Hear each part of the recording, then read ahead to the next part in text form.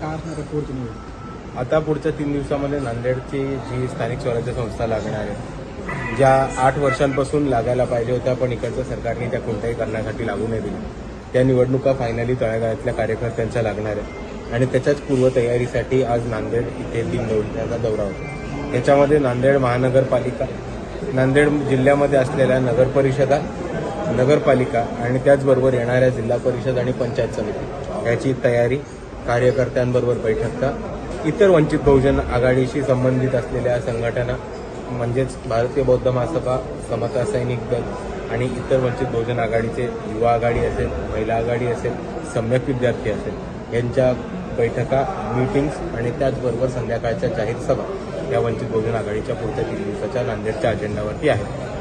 आज मुंबईत मनसे आणि महाविकास आघाडीमध्ये भव्य मोर्चा काढला. सत्याचा मोर्चा असं त्याला नाव दिलं. काय मोर्चा नाव दिलंय? सत्याचा मोर्चा. सत्याचा मोर्चा. हां, तर प्रश्न काय सांगाल मतचोरी विरोधात दोघे भाऊ एकत्र आलेले आहेत. महाविकास आघाडीचे नेते त्यामध्ये सहभागी झाले होते. ती मतचोरी जिथं झाली तिथं त्यांना पटकवून काढा असं राज ठाकरे यांनी सांगितलं. मत चोरी हे त्यांना सिद्ध करता येईल का आणि ते पुरेसा डेटा देतील का आणि ते कोर्टाची लढाई लढतील का, याच्यावरती माझा एक मोठा प्रश्नचिन्ह उभं राहतं. वंचित बहुजन आघाडी आणि बाळासाहेब आंबेडकरांनी हा पहिल्यापासून मुद्दा उपस्थित केलाय. 2004 पासून ईव्हीएम ह्याच्यामधनं घोळतो आणि ईव्हीएम चुकीचं आहे हे मुद्दा मांडणारे पहिले भारतामध्ये बाळासाहेब आंबेडकर होते आणि 2004 पासून आम्ही ईव्हीएमच्या विरोधात लढत आलो. विधानसभा 2024 नंतर पण 5 वाजल्यानंतर 76 लाख या महाराष्ट्रामध्ये वाढीव मतदान झाले हा मुद्दा घेऊन समोर येणारे सुद्धा वंचित बहुजन आघाडी. हे आज जितके पक्ष आहेत ज्यांनी मोर्चा काढला या सगळ्यांना आम्ही खुलं आमंत्रण दिलं होतं की आम्ही ही केस लढणार आहोत, आम्ही याच्यावरती मोर्चे सुद्धा काढणार आहोत आणि आम्ही कोर्टातली लढाई सुद्धा लढणार आहोत. तुमच्या जर डेटा किंवा तुमच्या माहितीमध्ये कुठेही असं आढळलं असेल की की मतांची चोरी झालेली आहे किंवा वाढीव मतदान ऍड झालेलं आहे तर ते वंचित बहुजन आघाडीच्या निदर्शनात आणा. आणि तुमच्याकडे जो उपलब्ध माहिती आहे, उपलब्ध डेटा आहे तो वंचित बहुजन आघाडीला सादर करा आणि आमची जी कोर्टामधली केस आहे ती अजून मजबूत करा. पण तेव्हा ह्यांच्यापैकी कोणीही पुढं आलेलं नाही. ह्याचं कारण मला माहीत नाही. जर अंदाज बांधायचा झाला तर मी हाच अंदाज बांधेल की यांच्यापैकी कोणालाही कोर्टामध्ये लढाई लढायला हिंमत नाही. पण आजचा जो मोर्चा झालेला आहे हा मोर्चा मतचोरीचा मुद्दा असला तरी ह्याचं खरं इंटेन्शन हे की या 4-5 पक्षांना दाखवायचं की आम्ही एकत्र आहोत, आमची मारामारी नाही चालली. गेल्या काही दिवसापूर्वी भाजपाच्या विरोधात बोलणारे राज ठाकरे, भाजपाच्या समर्थनात बोलणारे राज ठाकरे भाजपाच्या विरोधात बोलायला लागले. हे बघा, त्यांचा डगमग हे 2019 पासून चाललं होतं. 2019 मध्ये त्यांनी बिनशर्त पाठिंबा दिला होता राष्ट्रवादी काँग्रेसला. शरद पवारांसाठी त्यांनी जिल्ह्यामध्ये सभा सुद्धा घेतल्या होत्या. त्यांनी 2019 मध्ये स्वतःच्या पक्षाचे कॅन्डिडेट उतरले, त्याच्यामध्ये यश नाही मिळालं.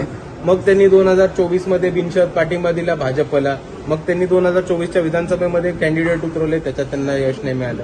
आता ते सगळे कॉम्बिनेशन ट्राय करतायत. जिथे चमकतं तिथे चमकतं, जिथे नाही चमकत तिथे नाही चमकत. त्यात मी काय करणार? दोन्ही भाऊ एकत्र आले त्यांना यश मिळेल का? तो त्यांचा प्रश्न आहे. वंचित बहुजन आघाडी तुमच्याकडे काही असा डेटाबेस वगैरे होता का? जसं राज ठाकरेंनी आज सभेमध्ये दाखवलेलं आहे की एकेकाच्या नावावर 3-3 ठिकाणी मतदान आहे. तसं वंचित आघाडीने ज्या वेळेला हा विषय हाताशी धरला होता तर तुम्ही कुठल्या भागाचा प्रामुख्याने जास्त अभ्यास केला होता? हे बघा, राज ठाकरेंनी जो डेटा दाखवलाय तो वोटिंगचा डेटा नाही, तो मतदार यादीचा डेटा दाखवला. आदित्य ठाकरेंनी पण जे प्रेझेंटेशन केलं आणि ह्या सगळ्याचीच म्हणजे हे दोन्ही जे प्रेझेंटेशन होते ते ओरिजिनल राहुल गांधींनी दिल्लीमध्ये प्रेझेंटेशन केलं त्याचीच कॉपी प्रेझेंटेशन होते असं मी मानतो. पण ह्या प्रेझेंटेशन्सपेक्षा वेगळा आमचा जो होता त्याच्यामध्ये आम्ही उलटा कलेक्टरावर BLOवर म्हणजे बूथ लेवल जो असतो तो आणि जो प्रत्येक बूथचा इन्चार्ज असतो त्याच्यावर आणि रिटर्निंग ऑफिसरवरती जबाबदारी टाकली की 5 वाजल्यानंतर 76 लाख मतदान कुठनं वाढीत झाले याची आकडेवारी द्या. कारण आपण जर वोटिंगचा प्रकार बघितला तर 5 वाजता गेट बंद होतात आणि 5 वाजता वोटिंग सेंटरचे जे मेन डोर असतात ते बंद होतं. त्याच्यानंतर जे प्रिमायसेसमध्ये असतात त्यांना त्याच्यानंतर वोटिंग करायचा अधिकार असतो. गेट बंद व्हायच्या आत जे गेटच्या आतमध्ये येतात त्यांना वोटिंग करायचा अधिकार असतो. आता ही तिकडच्या BLOची आणि रिटर्निंग ऑफिसरची जबाबदारी असते की जितके लोक आतमध्ये आले त्यांना चिठ्ठ्या द्यायच्या आणि त्या चिठ्ठ्या वोटिंग नंतर जमा करून द्यायच्या. तर आम्ही त्यांच्या हे सांगितलेलं की तुम्ही प्रस्तुत करा की 76 लाख त्या 5 वाजल्यानंतर रिटर्निंग ऑफिसरनी चिठ्ठ्या वाटल्यात का, आणि तितक्या वाटल्या असतील तर हे मतदान वाढीव नाही. पण जर 76 लाख चिठ्ठ्या ह्या रिटर्निंग ऑफिसरनी 5 वाजल्यानंतर वाटल्या नसतील तर हे मतदान कुठनं आलं, यांना मतदान कोणी करू दिलं, हे मतपेटीत कसं पडलं, ह्याचा मोजणीमध्ये धरण्यात कसं आलं, हे सगळे प्रश्न आमचे ग्राह्य धरतात ज्याचे अजून उत्तर सरकारने दिलेले नाही. म्हणजे प्रामुख्याने कुठली होती अशी शहर काही मॅनिप्युलेट केलेली आहेत का तुम्ही? हो, आम्ही बऱ्याच ठिकाणीची मागितली आहे. सोलापूरमधला डेटा दिलाय, अकोल्यामधला डेटा दिलाय, तुमच्याच नांदेडमधला देगलूर बिलोलीचा डेटा दिलाय, तुमच्या नांदेडच्या लोकसभेच्या उमेदवार अविनाशदादा भोसीकर यांनी सुद्धा कलेक्टरांकडे अॅफिडेव्हिट दिलेलं आहे. तर आम्ही जिल्ह्यामध्ये कलेक्टरांच्या मार्फत अॅफिडेव्हिट दिले आणि त्याच अॅफिडेव्हिटच्या जोरावरती कोर्ट केस ही केलेली आहे. चेतन आहिरे वर्सेस स्टेट ऑफ महाराष्ट्र या नावाने तुम्हाला ती केस रेफर करता येईल. रोहित आर्याचं एन्काउंटर झालंय.